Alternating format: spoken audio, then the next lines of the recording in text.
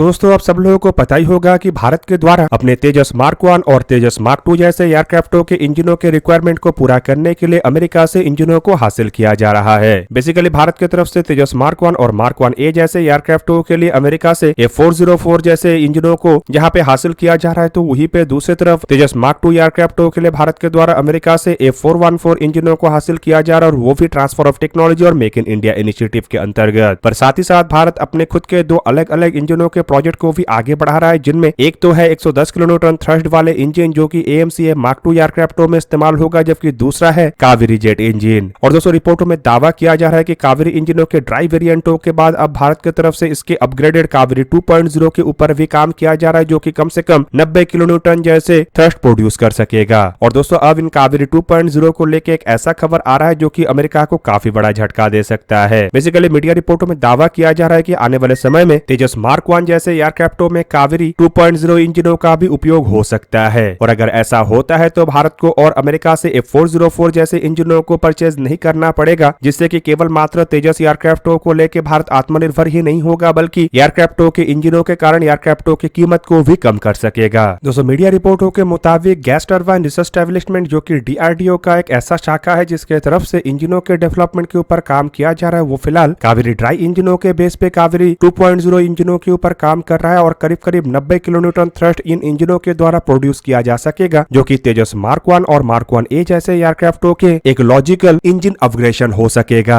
अब यहाँ पे आप लोगों को दोस्तों ये भी जान के रखना चाहिए कि तेजस मार्क 1 और मार्क 1A एयरक्राफ्टों में जिन इंजनों का उपयोग किया जा रहा है, फिलहाल वो इंजन 85 किलोन्यूटन मतलब 85 किलोन्यूटन थ्रस्ट तक ही प्रोड्यूस कर सकता है। मतलब कावेरी 2.0 इंजन आसानी से A404 इंजनों को रिप्लेस कर सकता है। दूसरी तरफ दोस्तों कावेरी इंजनों के अलावा DRDO कुछ विदेशी कंपनियों के साथ मिलकर AMCA एयरक्राफ्टों के लिए 110 किलोन्यूटन थ्रस्ट वाले इंजनों को तैयार करना चाहता है, और फिलहाल इसे लेके ऐसे विदेशी कंपनियों के साथ बातचीत चल रहा है। और रिपोर्टों में दावा यह भी किया जा रहा है कि DRDO केवल मात्र इन इंजनों के टेक्नोलॉजी और इंटेलेक्चुअल प्रॉपर्टी राइट ही अपने पास नहीं रखना चाहता है, बल्कि इंजनों के कोर टेक्नोलॉजी में इस तरीके का संभावना रखना चाहता है कि आसानी से इन इंजनों को 130 किलोन्यूटन थ्रस्ट वाले इंजनों में परिवर्तित किया जा सके, ताकि आने वाले समय में इन इंजनों का उपयोग भारत के 6th जनरेशन के फाइटर एयरक्राफ्टों में भी किया जा सके। और दोस्तों आप लोगों को यह भी बता दूं कि AMCA मार्क 2 एयरक्राफ्टों के लिए जिन इंजनों का डेवलपमेंट भारत करना चाहता है, असल में उन इंजनों के साथ भारत अपस्केल और डाउनस्केल वेरिएंट मतलब इससे अधिक थ्रस्ट और कम थ्रस्ट वाले वेरिएंटों को भी बनाना चाहता है, जो कि एक तरीके से आने वाले समय में तेजस मार्क 1 और तेजस मार्क 2 जैसे इंजनों के रिक्वायरमेंट को भी पूरा कर सकेगा। और फिलहाल जो तेजस मार्क 1 एयरक्राफ्टों को इंडियन एयरफोर्स के लिए खरीदा जा रहा है, असल में 20 साल के बाद इन एयरक्राफ्टों के मिड लाइफ रिफिट होना है, और तब तक शायद भारत के पास अपने खुद के इस तरीके का इंजन आ जाए जो कि A404 इंजनों को रिप्लेस करे। हालांकि दोस्तों अगर तब तक ये इंजन नहीं आता है तो शायद भारत को इन इंजनों का रिप्लेसमेंट F100 सीरीज के इंजनों के द्वारा ही करना पड़ेगा, क्योंकि तब तक शायद A404 इंजनों के जो प्रोडक्शन है वो कंटिन्यू ना रहे। ऐसे में भारत को इंजनों के रिप्लेसमेंट के लिए कई तरीके के मुशक्कत करना पड़ सकता है, और एयरक्राफ्टों में कई सारे बदलाव करना पड़ सकता है। और अगर ऐसा किया ही जा रहा है तो भारत क्यों ना अपने खुद के इंजनों का उपयोग तेजस मार्क 1 एयरक्राफ्टों में करे। फिलहाल दोस्तों जो कावेरी ड्राई इंजनों का डेवलपमेंट किया गया है उसमें किसी भी तरीके का आफ्टर बर्नर सेक्शन नहीं है, लेकिन अगर इसमें आफ्टर बर्नर सेक्शन लगा जाता है तो ये कम से कम 73 से लेकर 75 किलोन्यूटन तक थ्रस्ट प्रोड्यूस कर सकेगा, जो कि A404 इंजनों के मुकाबले में करीब करीब 10 किलोन्यूटन तक कम होगा। मतलब दोस्तों ये एयरक्राफ्टों के उड़ान भरने के लिए तो काफी होगा, लेकिन बैटल कंडीशन में शायद ही एयरक्राफ्टों को ये इंजन सपोर्ट कर सके। मतलब भारत को अगर अपने खुद के इंजनों का इस्तेमाल तेजस मार्क 1 एयरक्राफ्टों में करना है तो इसके लिए कावेरी 2.0 प्रोजेक्ट के अंतर्गत आगे बढ़ना पड़ेगा और 90 किलोन्यूटन थ्रस्ट वाले इंजनों को डेवलप करना पड़ेगा। और शायद यही एक बहुत बड़ा कारण है जिसके वजह से AMCA मार्क 2 इंजनों के साथ साथ इसके टेक्नोलॉजी को भी भारत को चाहिए, ताकि उन टेक्नोलॉजियों का उपयोग करके भारत अपने कावेरी 2.0 इंजनों को डेवलप कर सके। हालांकि कुछ रिपोर्टों में दावा किया जा रहा है कि भारत के पास फिलहाल इस तरीके का टेक्नोलॉजी आ चुका है, जिससे कि किसी भी अन्य देश के मदद के बिना ही भारत कावेरी इंजनों को कावेरी 2.0 में कन्वर्ट कर सकेगा। मतलब भारत आने वाले एक दशक के अंदर शायद अपने लिए अपना खुद के इंजनों को डेवलप कर ले। हालांकि तेजस मार्क 2 एयरक्राफ्टों के लिए भारत की तरफ से फिलहाल ये जो परेशानी है उसे दूर किया जा चुका है, और शायद इन्हीं कारणों की वजह से तेजस मार्क 2 में इस्तेमाल होने वाले A414 इंजनों को भारत ट्रांसफर ऑफ टेक्नोलॉजी और मेक इन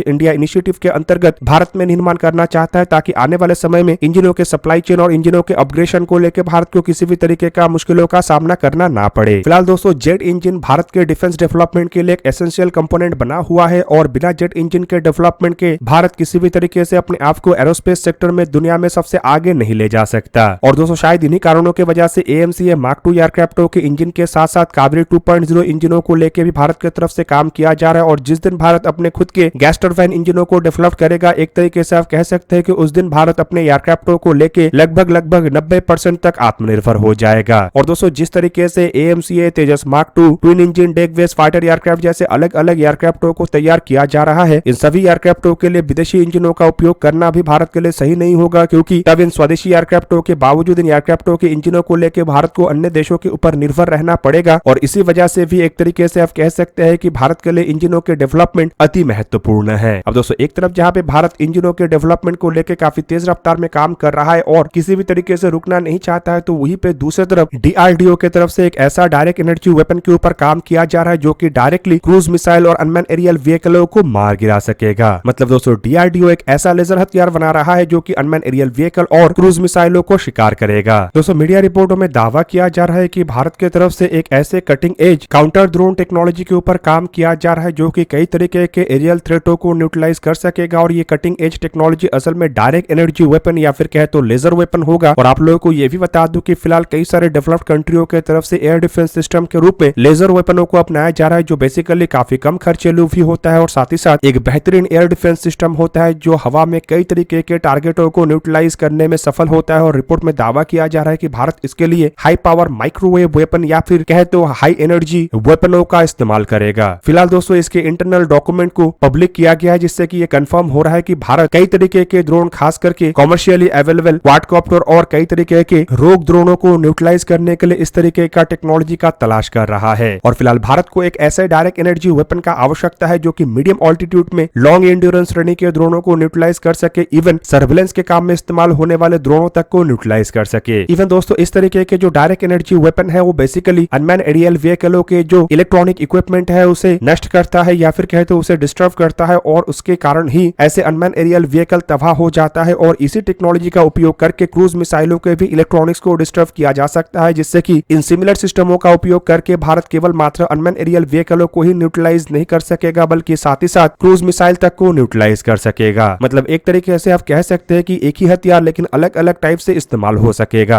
अब दोस्तों, कुछ सोर्सेज की तरफ से यह भी बताया जा रहा है कि भारत की तरफ से ऑलरेडी इस तरीके के हथियारों के ऊपर काम शुरू कर दिया गया है। और रियल वर्ल्ड में इस तरीके के जो हथियार है ये काफी कॉम्प्लिकेटेड होता है, पर कई सारे देश ऐसे हैं जो कि ऐसे हथियारों का डेवलपमेंट कर चुका है और प्रैक्टिकली भी इसका उपयोग कर रहा है। और भारत भी फिलहाल इस तरीके के चैलेंज के बावजूद अपने डायरेक्ट एनर्जी वेपन के ऊपर काम कर रहा है। और कुछ रिपोर्टों के मुताबिक भारत की तरफ से ऑलरेडी अपने डायरेक्ट एनर्जी वेपन जैसे कि काली और दुर्गा के ऊपर एक सफलता हासिल किया जा चुका है। और इस सफलता का उपयोग करके भारत अलग अलग टाइप के ऐसे लेजर हथियार या फिर डायरेक्ट एनर्जी वेपनों को तैयार करना चाहता है जो कि मल्टीटास्किंग या फिर कहे तो अलग अलग टाइप के हथियारों को न्यूट्रलाइज करने में मदद कर सके। दूसरी तरफ आप लोगों को तो पता ही होगा कि किस तरीके से पाकिस्तान के द्वारा कॉमर्शियल ड्रोन मतलब क्वाडकॉप्टर जैसे एग्रीकल्चरल ड्रोनों का उपयोग करके भारत के अंदर हथियारों के खेमे और नारकोटिक्स बेचने को लेकर काम किया जाता है। और किस तरीके से पाकिस्तान के ISI ऑलरेडी इसे लेके एक्सपोज हो चुका है। और ये जो क्वाडकॉप्टर या फिर कहे तो एग्रीकल्चरल ड्रोन है, ये किस तरीके से भारत के लिए एक बहुत बड़ा खतरा बना हुआ है। और दोस्तों, बॉर्डर में इस तरीके के ड्रोनों को न्यूट्रलाइज करने के लिए बॉर्डर आर्म फोर्सेस की तरफ से भी प्रयास चलाया जा रहा है। और DRDO ऑलरेडी कई तरीके के एंटी ड्रोन इक्विपमेंटों का डेवलपमेंट करके आर्म फोर्सेस को सौंप चुका है। लेकिन अगर ऐसे एक effective anti drone laser weapon आ जाता है तो आप समझ सकते होंगे कि इससे बॉर्डर सिक्योरिटी को कितना मजबूती मिलेगा और किस तरीके से पाकिस्तान और चाइना के ऐसे मंसूबों को ध्वस्त किया जा सकेगा। और खाली पीस टाइम में बॉर्डर में घुसपैठ को ही ये नहीं रोकेगा, बल्कि लड़ाई जैसे सिचुएशन में भी ये काफी बेहतरीन ढंग से उपयोग किया जा सकेगा। और दुश्मन के cruise missile, medium altitude long endurance श्रेणी के ड्रोन, इवन सर्विलेंस ड्रोन तक को ये निशाना बना सकेगा। दोस्तों, आप लोगों को क्या लगता है कि ये जो एंटी ड्रोन सिस्टम है ये भारत के लिए कितना उपयोगी होगा? कमेंट करके अपनी राय अवश्य दीजिए। दोस्तों, आज के इस वीडियो को यहीं पे ही करते समाप्त। किसी और एक दिन किसी और एक वीडियो में मिलेंगे, तब तक के लिए जय हिंद, वंदे मातरम।